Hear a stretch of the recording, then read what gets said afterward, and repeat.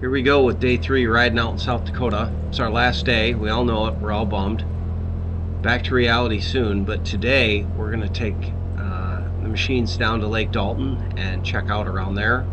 When we come back, we're going to see another fire lookout called Custer Peak. Get the drone up and show you guys some footage around there. Then on the way back to the cabin, the boys find a mud hole and get a little dirty, and get a lot dirty actually, and realize that probably wasn't the best idea considering we have to load the machines up. But we find a car wash, so we were able to hose the machines off, so it was all good. Hope you enjoy.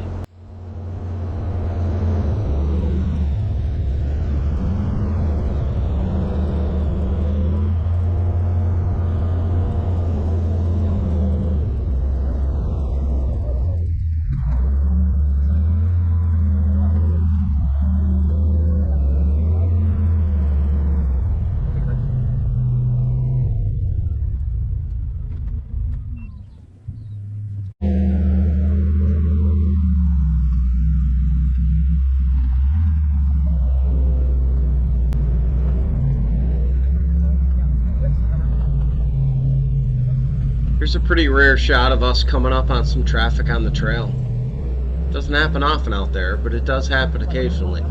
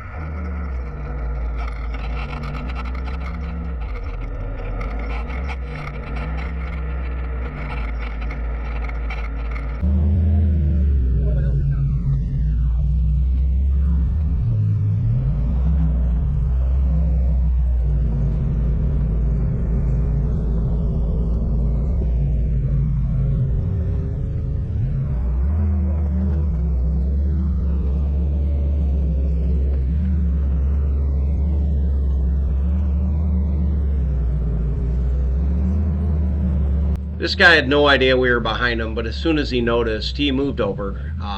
He was going a little slower than we were. Not that we were, flying down the trail or anything. I know it looks like it when I speed it up, but we're not. We're just, going for a cruise. But anyway, he pulled over as soon as he noticed us, and we went on by him. And we appreciate it. Hope you had a great ride.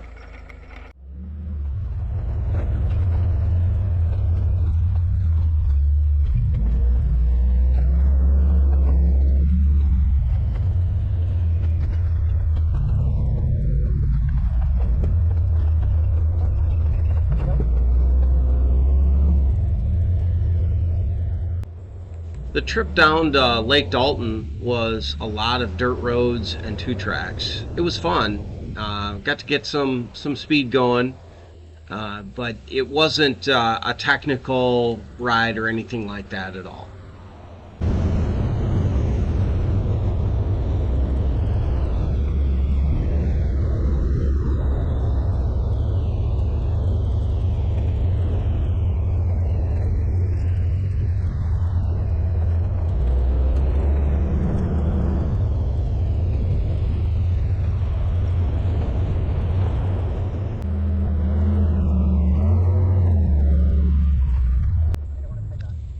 Yeah, nothing to see here, just missed another turn, but this time I'm going to get away with it. I'm just going to back up real quick, make this quick left-hander, get back underway. The other buggies won't even know I missed the turn. What's this? What? Another camera angle. Damn it. Busted again. Oh well, missed another turn. Get used to it. It's not going to be the last time.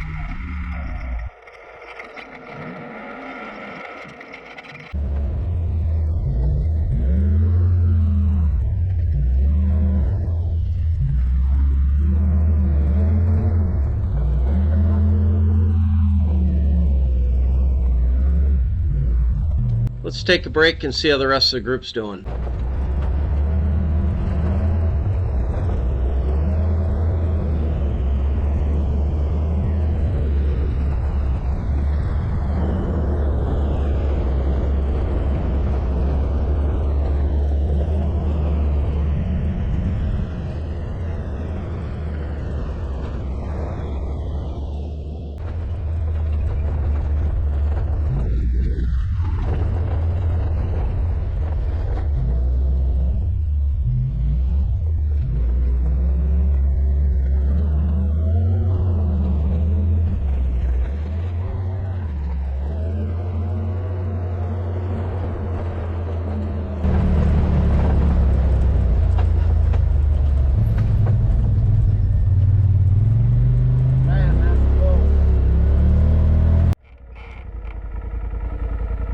So I knew how tight that tree was, so I just waited to make sure I could see the RZR come through.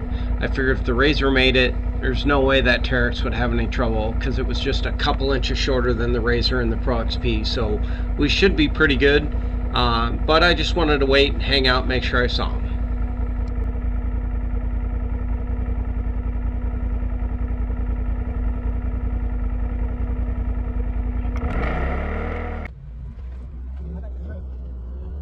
So one of the things I really enjoy about riding in South Dakota is just the environmental changes. I mean, here we are whipping along a trail, feels fairly open,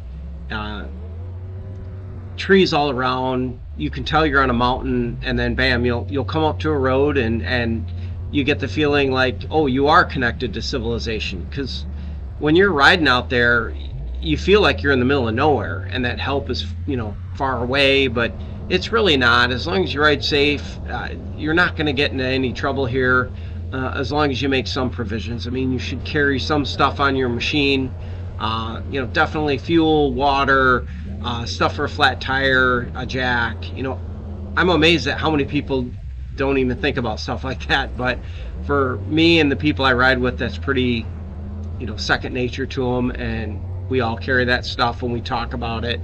So make sure you do a little bit of planning ahead of time, but it's not like you're riding in some totally remote area. It just feels like you are. It's really nice.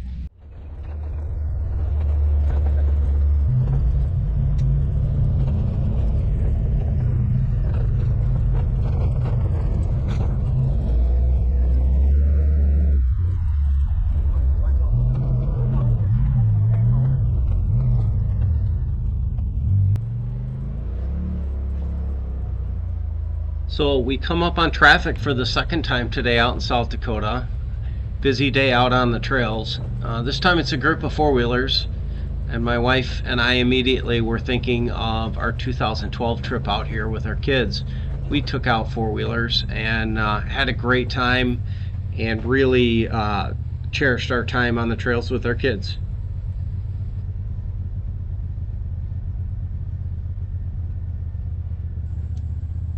It's funny, this section of the trail is pretty rocky, so we were taking it easy, mostly because we didn't want to really press the group in front of us and make them feel like, you know, we were pushing them or anything like that. But I do remember coming across this trail at this time, just going, oh, this is really fun. And it is, don't get me wrong, but we'd probably take this at about 20 miles an hour now, after the technical trails and rocky climbs and whatnot of the Hatfield McCoys. This section of trail is pretty tame, but nonetheless, good times. We loved it.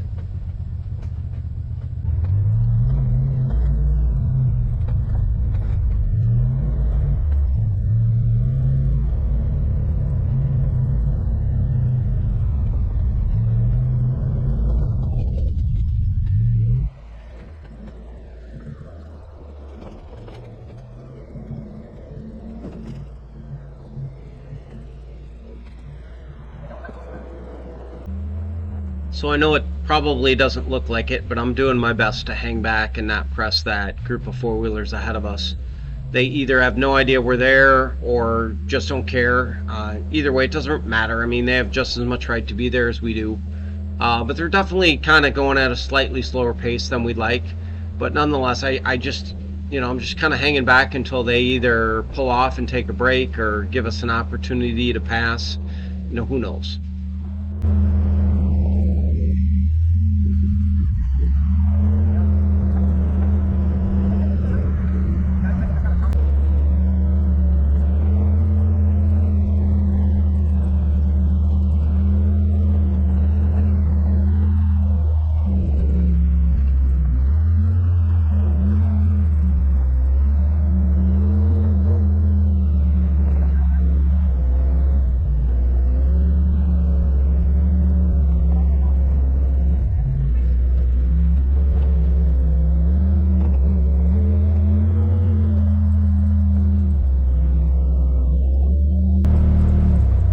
So we finally made it to a gate, and the group ahead of us decided to take a break.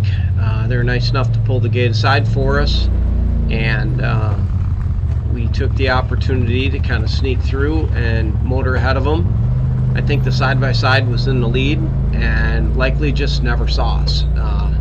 But regardless, we got by them and we're on our way again.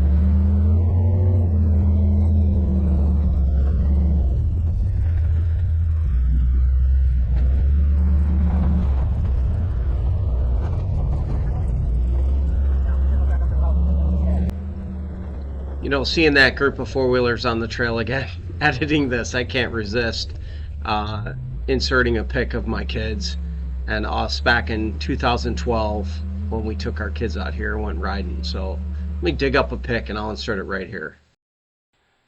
We stayed in the same cabin in 2012 as we did in 2021. It was pretty cool to be able to stay in the same place, see how things changed, and relive the memories.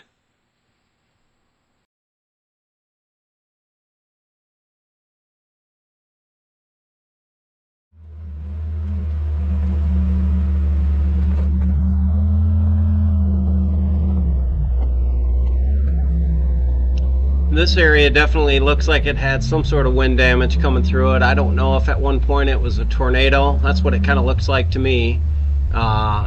Being from the Midwest, I've seen what tornadoes do to the forests, and this is kind of what this looks like to me. But still fun riding, just slow going and be careful.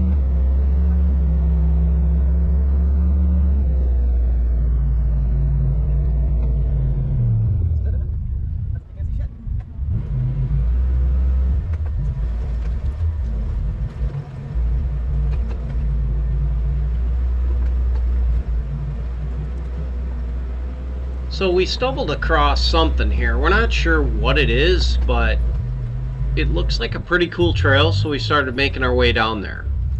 And once we started making our way down the trail, it became too tight for all of us.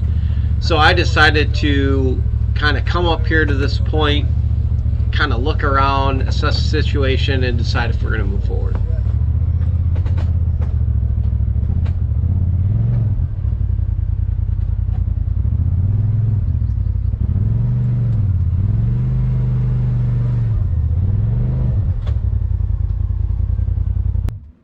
So we had decided that, yeah, I think we needed to check this area out. It might be something really cool. It's definitely very tight. Not any place that a four-seater racer should be going.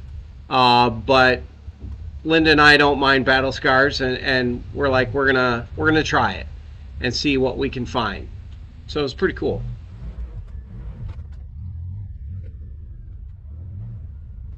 The wiggling is me trying to get my rear quarter panel and tire off the tree.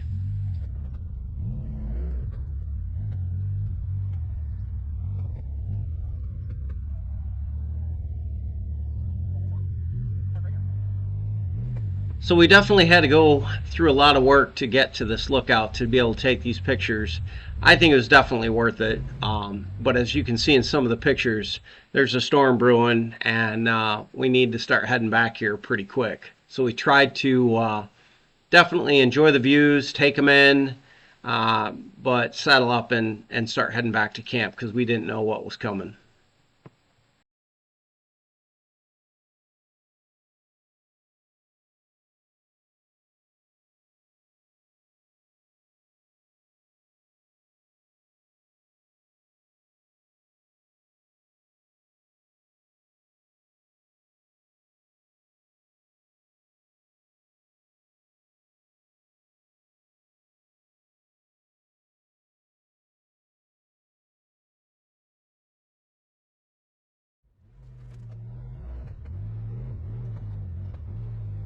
It's moments like these when you're editing a video and you look back at the time you were there, and I'm thinking to myself, why the hell didn't you pull the drone out?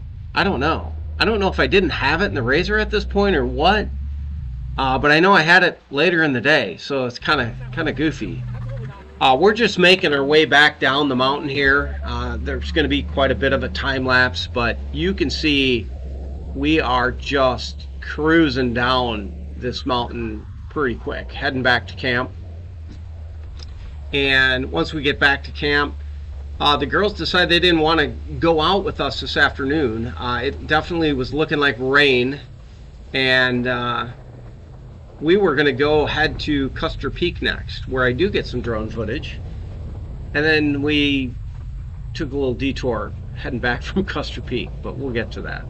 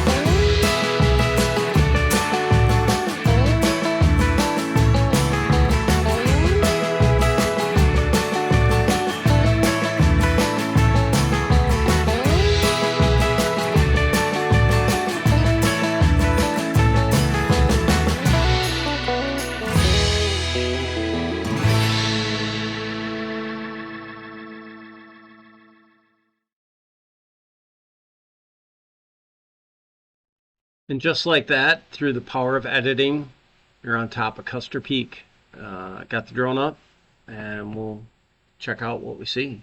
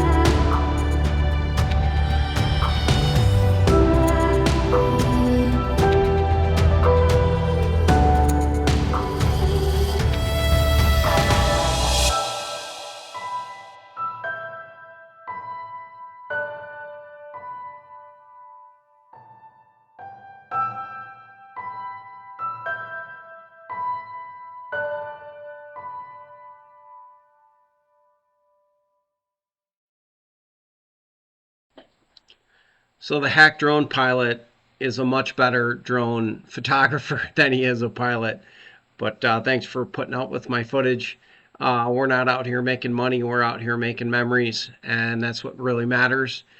Anyway, just wanted to say thanks for taking a ride with us today. when we leave here, we find a little mud hole. So I'll throw a couple of phone videos in for that. Didn't have any of the GoPros running or with us, but it was a lot of fun nonetheless.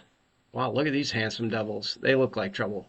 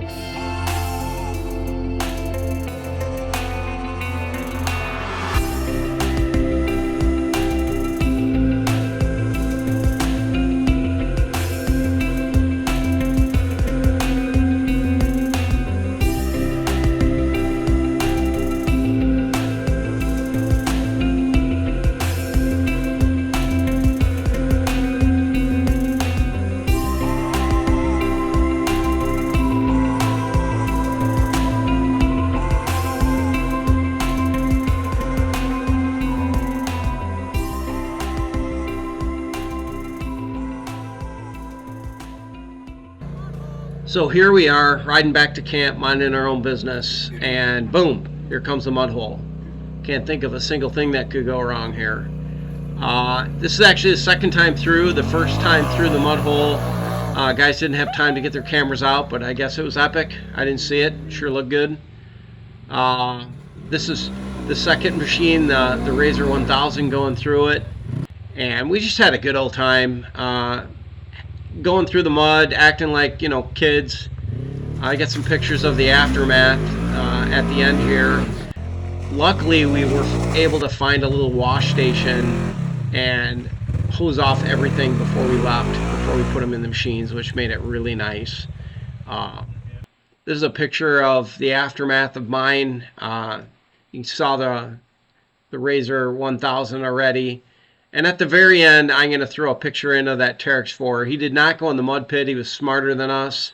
But this is the dirtiest you will ever see this machine. To this day, I bet.